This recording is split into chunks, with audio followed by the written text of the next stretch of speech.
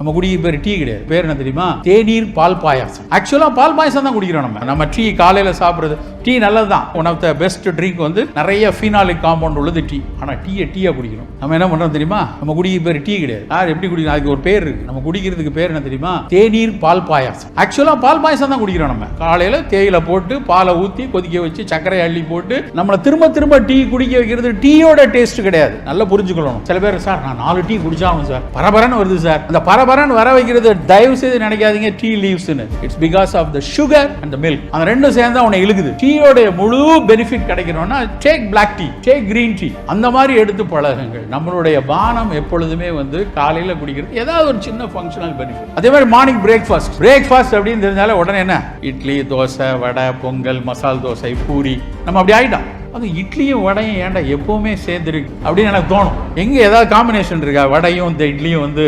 சேர்ந்துருக்கணும்னு எங்கேயா எழுதியிருக்காங்கன்னு பார்த்தா இல்லை. அதுக்குள்ளேயே ஒரு வணிகம் ரொம்ப நாள் முன்னாடியே வந்திருக்கு. ஏன்னா வடை வந்து பெரியப்பா அது முன்னாடியே வந்தவர். அது உளுந்து தலைப்பெய்தின்னு சங்க இலக்கியம் சொல்லியிருக்கு. அப்போவே வடை இருந்துச்சு. இட்லி வந்து நம்ம ஊர் இங்கே பக்கத்தில் மகாபலிபுரத்தில் இருந்து பல்லவ மன்னர் ஒருத்தர் இந்தோனேஷியாவில் போய் ஒரு பொண்ணை எடுத்துகிட்டு வந்துட்டார். அப்போ வரும்போது பல்லவ மன்னர்கள் வந்து அப்போ இந்தோனேஷியாவில் இருந்த அந்த மாமனார் வந்து தாம் புள்ள கஷ்டப்படக்கூடாதுன்னு கொஞ்சம் நிறைய உணவு கலைஞர்களை அழிச்சு விட்டார். அங்கே உள்ள உணவு கலைஞர்கள் அவங்க டம்ப்ளிங் நிறைய மொச்சி அது மாதிரி வெறும் ரைஸை மட்டும் அவன் பண்ணிட்டு இருந்தான். இங்கே நம்மால் உளுந்தில் பண்ணிட்டு இருந்தாங்க. இவங்க ரெண்டும் கல்யாணம் பண்ண மாதிரி அது ரெண்டையும் கல்யாணம் பண்ணி வச்சு இட்லின்னு ஒன்று வந்துச்சு. இது நான் சும்மா ஜோக்காக நினைக்கிறாங்க. 14ஆம் நூற்றாண்டில் தான் நம்ம ஊரில் இட்லி வந்துச்சு. 13th centuryயில் தான் இட்லி வந்துச்சு. தோசை அதுக்கும் லேட்டர், ரொம்ப ஜூனியர் அவர். ஸோ இட்லி தோசைலாம் அதுக்கப்புறம் வந்துச்சு. சாப்பிட்டோம், நல்லா இருந்துச்சு. இட்லி இன்றைக்கும் one of the best food, சந்தேகமே வேண்டாம். குழந்தைகளுக்கு மிகச்சிறப்பான உணவு இட்லி. ஆனால் 40 வயசு தாண்டிட்டோம். இன்றைக்கி கொஞ்சம் யங்ஸ்டராக இருக்கும், நம்ம உடம்பை கொஞ்சம் உறுதியாக்கணும் அப்படின்னா நம்ம காலை உணவு இட்லி தோசை இருக்க வேணாம். இனிமேல் எப்படி கொஞ்சம் மாற்றணும். காலையில் நல்ல ஒரு கப்பு நிறைய சுண்டல், அது வெள்ளை சுண்டலோ இல்லை சோயாவோ நிலக்கடலையோ ஒரு சுண்டல், நல்ல ஒரு கப்பு நிறைய சூப், நிறைய காய்கறிகள் போட்ட சூப்பு, புரோட்டீன். மிகப்பெரிய நம்ம தமிழ்நாட்டில் நிறைய பேர் இன்னும் புரோட்டீன் மால் நியூட்ரிஷனில் இருக்கும். Protein are the immune filters.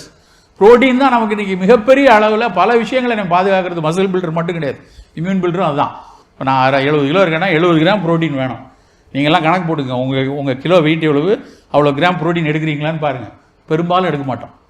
அப்போ அதை மேட்ச் பண்ணுறதுக்கு காலையில் ஒரு 2 முட்டை, இல்லைன்னா நான் வெஜிடேரியன் அப்படின்னா கொஞ்சம் சோயாவோ இல்லைன்னா தொஃபு இல்லைன்னா பன்னீர், அப்படி வந்து காலை பிரேக்ஃபாஸ்ட் ஒரு சுண்டல், ஒரு தொஃபு, ஒரு எக்கு, ஒரு கொஞ்சம் சூப்பு இப்படி எடுக்கணும். Behind Woods Health and Wellness Conclave 2025 title sponsor Sims Hello Doctor. Discover the true joy of good health. Grand Royal Tours. உங்க ஒவ்வொரு ட்ரிப்பையும் ஸ்வீட் மெமரிஸ் ஆக்க Grand Royal Toursக்கு வாங்க.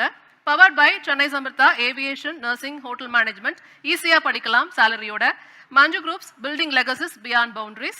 Sri Lalitambikai Medical College and Hospitals Carrying Lives. Lakshmi Ceramics எக்கச்சக்க collections எல்லாமே ready stock. Venue partner Holiday Inn.